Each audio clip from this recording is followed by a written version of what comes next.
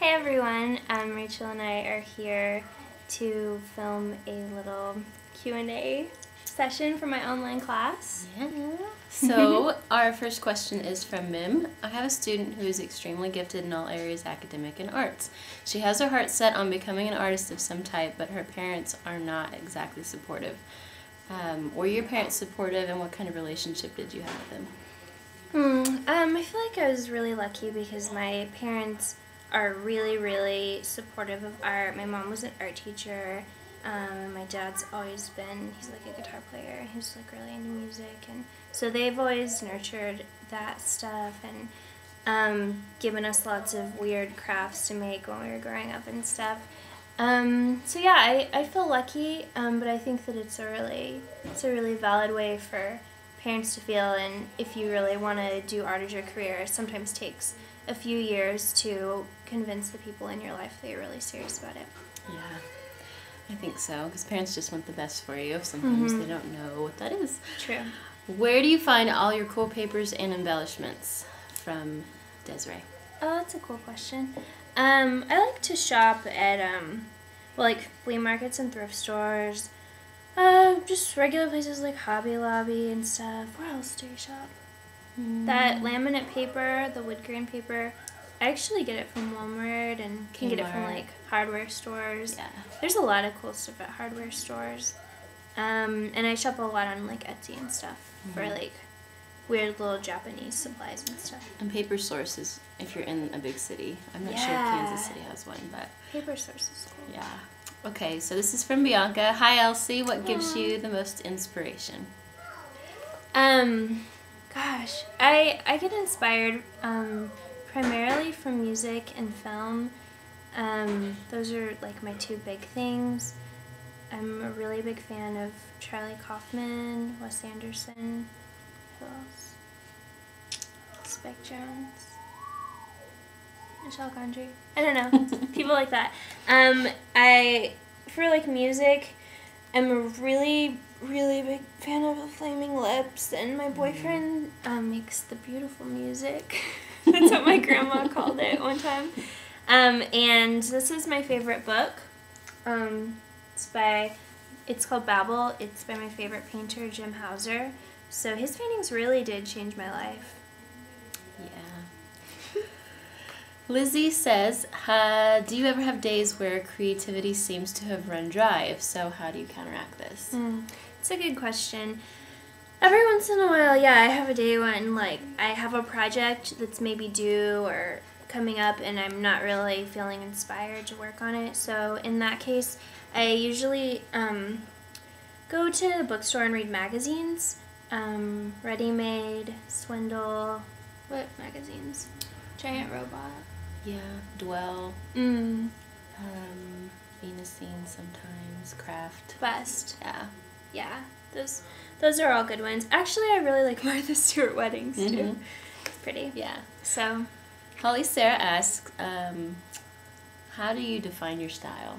How do you build your style? How do you develop your style? it's a really good question.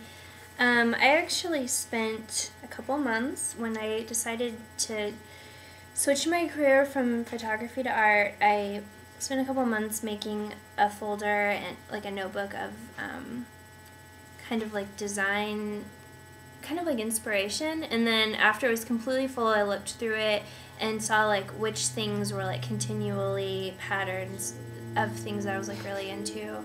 Am I making sense? What would you add to that? I think you just have to expose yourself to all kinds of visual stimulation and collect the things that attract you, and then over time you will just narrow things down. It just happens naturally. And don't feel like you have to be into something just because it's trendy.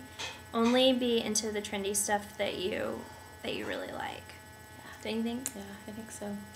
Okay, Ashley Reynolds asked, I've always wondered what you were like in high school. Did you have a lot of friends? Did you ever struggle with fitting in? What clubs were you in? Were you voted most creative, etc.? I was pretty nerdy. I was kind of like an art class nerd. Can I go to art class? You know, like when I was in science and I got my homework done. Yeah, really shy, really quiet, awkward, and pretty much the same as now. And only better. My most famous award was from when I was a freshman in college. I won most, what was it? The right word for it. Not shy. Bashful? Bashful. Yeah. Most bashful. Kim asks, you seem so talented, so creative, so full of inspiration. I'd love to know what is on your list of wanting to learn or what you have yet to attempt. That's a good question. I would really like to work on a music video, to be like creative director sometime. I might like to learn how to knit sometime, probably not soon, maybe this year. I'd really like to build a whole city out of cardboard. Make sure it's not in Seattle. Kim, no, we finished Kim. Janelle, okay, who is the coolest person that you know and why? I can't remember what I said last time. Your mom. That's so generic. My mom's the coolest person that I know because she's an artist. She quit her job as a teacher to pursue a career as an artist just this year, which is really inspiring to me. She just started a blog. I'll link you guys to it. Really? Yeah. Huh. Yeah, I need to put it on my big blog. She's awesome though, and she's a really good painter. Okay, Janelle. No, that was Janelle. Kinsey, I have a question. What do you feel has been the most important decision you have ever made in relation to your art career? They all feel really important at the time, and then later on, I don't know if they were, but right now I feel like deciding to go independent this year and to start my own store and my own kind of brand and stuff was a really hard decision, but I think that it's probably the most exciting thing I've ever done. So yeah. That's probably what I would pick right now. I think so. Lindsay says, can you walk us through the steps in your life to get where you are now as an artist? How you got there, how you made choices, what made you start focusing on photography, how did you come about the book opportunities, how did you form relationships, etc.? Sorry. Okay. Well, I think that I've just always been a really obsessive person, and the thing that I'm obsessed with at the time is what I pursue, and then later on, if something else is becoming more interesting, then I'll pursue that for a while. So right now, I kind of want to, well, that's not really answering your question.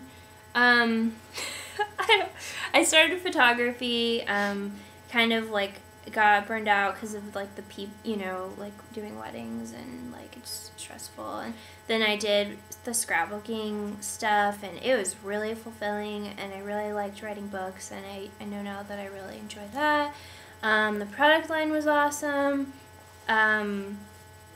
It was a really good experience, and I learned a ton, and now I'm just ready to kind of do it all on my own for a while, and do some things that are a little bit more specific.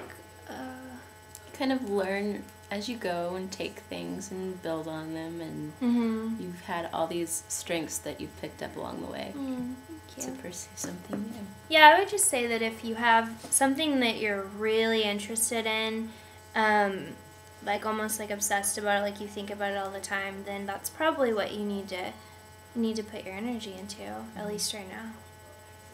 Thanks. Is that everything? I think so. Cool.